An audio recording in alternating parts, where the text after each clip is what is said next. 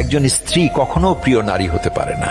আপনি যদি বেশিরভাগ মানুষকে জিজ্ঞেস করেন আপনার জীবনের প্রিয় নারী কে, স্বাভাবিকভাবেই অনেকে বলবেন মা, কেউ কেউ বলবেন বোন, কেউ কেউ বলবেন মেয়ে, আবার অনেকেই বলবেন নানি, কারণ নানি তাকে কোলে পিঠে করে মানুষ করেছেন।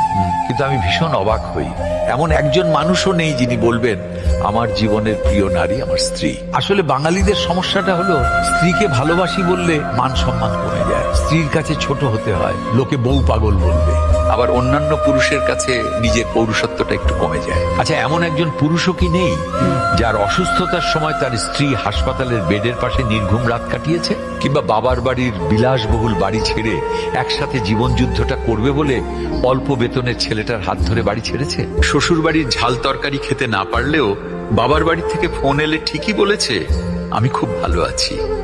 নাকি মায়ের হাতের রান্না, নিজের প্রিয় বিছানা, কিংবা ছোট থেকে বড় হয়ে ওঠা যেই বাড়িতে, সেই বাড়ি ছেড়ে আসাটা এতটাই সহজ? তাই একজন বউ কখনো প্রিয় নারী হতে পারে না, তার সেই যোগ্যতাই নেই।